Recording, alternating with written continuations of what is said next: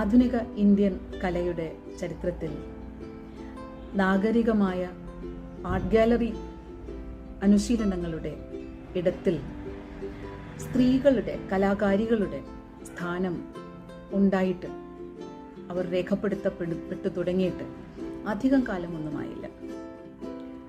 21-ാം നൂറ്റാണ്ടിൻ്റെ 25 വർഷം പിന്നിടുന്ന ഈ സമയത്ത് കലാകാരികൾ ഇന്ന് നമുക്കിടയിൽ സജീവമായി പ്രവർത്തിക്കുന്നു. അവരുടെ കലാഭാഷകൾ പൊതുജനങ്ങൾ വളരെയധികം ശ്രദ്ധയോടെ മനസ്സിലാക്കുന്നു, അത് വകയിരുത്തപ്പെടുന്നു. സ്ത്രീയുടേതായ ബൗദ്ധിക മൂലധന ചരിത്രത്തിൽ കൂടി അത് വകയിരുത്തപ്പെടുന്നു. ഇങ്ങനെയുള്ളൊരു കാലത്ത് കേരള ചിത്രകലാ പരിഷത്തിലെ പ്രവർത്തകരായ കലാകാരികൾ ഒരുമിച്ചുകൂടി 100 ചിത്രകാരികളുടെ, 100 കലാകാരികളുടെ പ്രദർശനം സംഘടിപ്പിക്കുകയാണ്.